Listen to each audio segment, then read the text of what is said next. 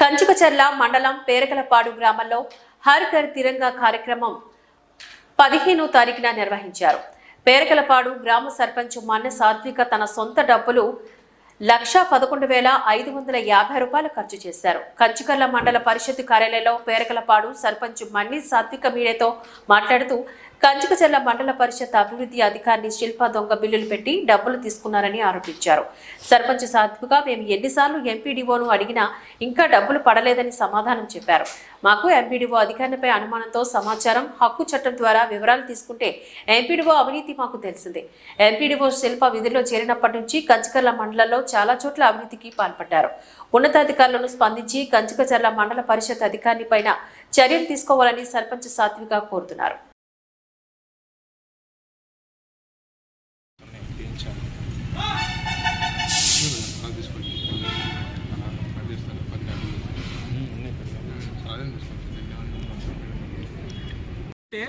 వాళ్ళు 19(3) కింద మేము అప్లై చేస్తే ఫస్ట్ 19(1) కింద అప్లై చేయండి అన్నారు. 19(1) కింద అప్లై చేస్తే 5 అంశాల్లో మాకు 3 అంశాలకు సమాధానాలు ఇచ్చింది, 2 అంశాలకు ఇవ్వలేదు. ఎందుకు ఇవ్వాల? మీరు తప్పు చేయకపోతే, మీరు కరెక్ట్ అయిన మనుషులు అయితే, మీ దగ్గర అంతా క్లియర్గా ట్రాన్స్పరెన్సీగా ఉంటే మీరు ఆ రెండింటికి మాకు ఎందుకు రిటర్న్గా ఇవ్వలేదు? 3 అంశాలకు ఇచ్చి 2 అంశాలకు ఎందుకు ఇవ్వలేదని అడుగుతున్నాను. ఇప్పుడు మేము డబ్బులు ఇస్తే మేము తీసుకోలేదు అంటున్నారు కదా. మీ దగ్గర ఫెయిర్ అండ్ ఇది ఉంటే, ట్రాన్స్పరెన్సీ ఉంటే మీరు రండి, బయటకు రండి, వచ్చి మాట్లాడండి. ఊరికే నిందలేయటం కాదు. మేము చదువుకున్న వాళ్ళమే, చదువు లేని వాళ్ళం కాదు, పోస్ట్ గ్రాడ్యుయేషన్ చదివిన వాళ్ళం. మేము అంత పిచ్చిగా అబాపూరిగా ఎవరి మీద కంప్లైంట్లు పెట్టాం. క్లియర్గా తెలుస్తుంది ఆమె చేసిన ఫ్రాడ్. అసలు ఇందుట్లోనే కాదు, చాలా ఉన్నాయి. ఇప్పుడు వెలికి తీస్తే, విజిలెన్స్ ఎంక్వైరీ తీస్తే చాలా వస్తాయి. ఇప్పుడు ఆమె ఇక్కడ బాధ్యతలు చేపట్టిన దగ్గర నుంచి ప్రతి ఒక్క దాంట్లోనూ విజిలెన్స్ ఎంక్వైరీ జరగాలి, ఆమె మొత్తం బయట పెట్టాలి. కానీ డబ్బులు మాత్రం 7,000, 8,000, 9,000 ఉన్నాయి. ఇలాంటి ఓచర్స్ 5 ఉన్నాయి. ఇలాంటి ఓచర్స్ 5 ఉన్నాయి. ఈ డబ్బులు దేనికి ఖర్చు పెట్టిందండి ఆవిడ? ఈ విషయం గురించి ఎన్నిసార్లు అడిగినా కూడా దాటేస్తానే వచ్చింది. మాకు డౌట్ వచ్చి మేము సమాజపూర్వకంగా గ్రామ అభివృద్ధికి మండలం నుంచి మనం ఒకసారి కలవాలని చెప్పి కలిసాము. దాని తర్వాత నుంచి ఏ విషయంలోనైనా మీరు మాకు సపోర్ట్ చేశారా? డిఫరెంట్ చాలాసార్లు ప్రతి విషయంలోనే నేను మిమ్మల్ని అప్రోచ్ అవ్వడం జరిగింది. ఏ విషయంలోనైనా ప్రతిసారి మమ్మల్ని కించపరుస్తూ 25 సార్లు కూడా నేను ఒకసారి ఒక విషయంలో మీకు ఫోన్ చేసిన దాఖలాలు ఉన్నాయి. ఆ రోజు కూడా నాకు ఫోన్ లిఫ్ట్ చేయలేదు మీరు. ఇలాగ ప్రతిసారి నన్ను అవమానిస్తూనే వచ్చారు. ఒక్కసారి ఇలాగా అడుక్కోండి, చూసుకోండి అన్న విషయం నాకు బాధేసి కలెక్టర్ గారి దగ్గరికి వెళ్ళి ఇలా జరుగుతుందండి, నాకు ఇలా వద్దు, ఏమి ఎంక్వైరీ కావాలి అని చెప్పి నేను మన కలెక్టర్ గారిని అడగడం జరిగింది. అప్పుడు వారు ఎంక్వైరీ పెట్టించారు. జెడ్పీసీఈఓ గారి దృష్టికి తీసుకెళ్ళాము. జెడ్పీసీఈఓ గారిని అసైన్ చేశారు. ఎంక్వైరీ చేసి ఇది సాల్వ్ చేయండి అని చెప్పి చెప్పారు మనకి. అప్పుడు జెడ్పీసీఈఓ గారికి నేను కాల్ చేసి నేను ఇచ్చి 1 మంత్ అయింది. 1 మంత్ తర్వాత వారికి ఫోన్ చేసి 1 మంత్ అయిందండి రిప్రజెంటేషన్ ఇచ్చి, ఇంతవరకు కూడా మీరు ఏ యాక్షన్ తీసుకోలేదు, నాకైతే ఎలాంటి రిప్లై అనేది రాలేదని చెప్పి నేను జెడ్పీసీఈఓ గారికి ఫోన్ చేసి అడిగాను. మాకు వివిధ ప్రోగ్రామ్స్ ఉన్నాయి, ఆ ప్రోగ్రామ్స్ వల్ల నేను ఇలా మేము చేయలేకపోతున్నాం అని చెప్పి వారు రిప్లై ఇచ్చారు. ఈ ఆన్సర్ అనేది 7-8 సార్లు ఫోన్ చేశానండి. సేమ్ ఆన్సర్ చెప్తా ఉన్నారు జెడ్పీసీఈఓ గారు కూడా.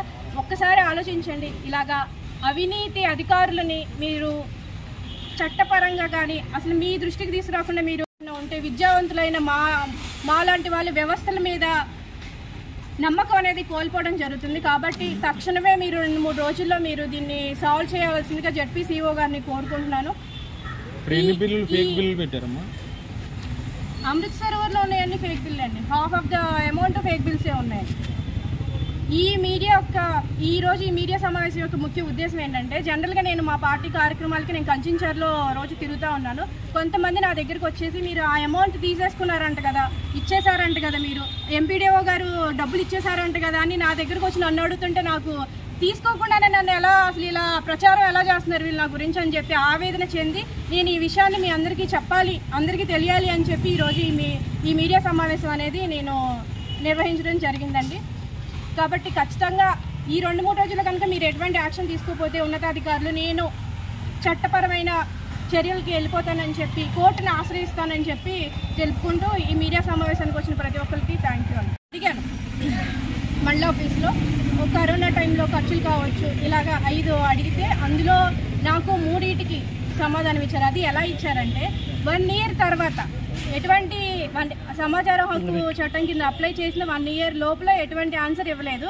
దాని తర్వాత నేను ఆర్టీఐ కమిషనర్ గారి దగ్గరికి వెళ్ళి 19(3) అప్లై చేస్తే వారి సూచనల మేరకు 19(1) అప్లై చేయండి, అప్పుడు వాళ్ళు రిప్లై ఇస్తారు అని చెప్తే మేము అప్పుడు 19(1) అనేది ఇక్కడ మండలంలో అప్లై చేసాము.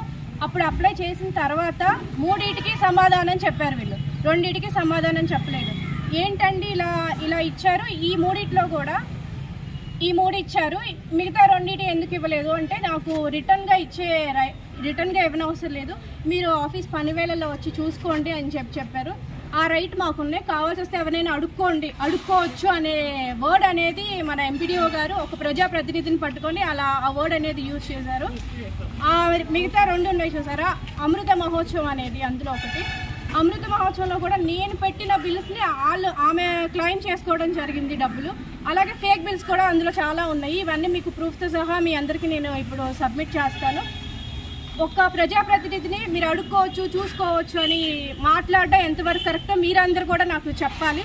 అలాగే ఇలాగ పలుసార్లు నేను ఆగస్టు 15న కేంద్ర ప్రభుత్వ ఆదేశాల మేరకు అమృత మహోత్సవం అనే కార్యక్రమాన్ని పేర్కిపాడు గ్రామంలో నిర్వహించుకోవడం జరిగిందండి. ఈ కార్యక్రమానికి సక్సెస్ చేయండి అని చెప్పి మండలం నుంచి నాకు ఈఓపీఆర్డి శ్రీనివాస్ గారు కావచ్చు, ఎంపీడీఓ గారు కావచ్చు నా దగ్గరికి వచ్చి ఈ ప్రోగ్రామ్ని సక్సెస్ చేయండి, అమౌంట్ దానికి ఏదైతే ఖర్చు పెడతామో దాన్ని మనం మండలం నుంచి ఇప్పిద్దామని చెప్పి నాకు హామీ ఇచ్చారు వాళ్ళు. దాన్ని అలానే ప్రోగ్రామ్ని సక్సెస్ చేయడం జరిగింది. 1,11,550 రూపాయలు మేము మా సొంత డబ్బులు ఖర్చు చేయడం జరిగింది. దాని తర్వాత నెక్స్ట్ మంత్ 3వ తారీఖున 3/9/2022 సంవత్సరంలో మేము పర్టికులర్ బిల్స్ అన్ని తీసుకొచ్చి ఎంపీడీఓ గారికి సబ్మిట్ చేస్తే మేము ఇంత పెట్టామండి ఇదండి అమౌంట్ అని చెప్పిస్తే వారు పంచాయతీ నిధుల నుంచి మీరు క్లెయిమ్ చేసుకోండి, దీనికి నిధులు మాకు పైనుంచి అయితే ఎటువంటి నిధులు రాలేదని వారు చెప్పారు. కానీ అప్పుడు నాకు ప్రోగ్రామ్ ముందు చెప్పింది ఏంటి, మండలం నుంచి ఇస్తాము ప్రోగ్రామ్ సక్సెస్ చేయండి అని చెప్పి అప్పుడు చెప్పారు. కానీ ఇప్పుడు అడిగితే ఇలా అన్నారు.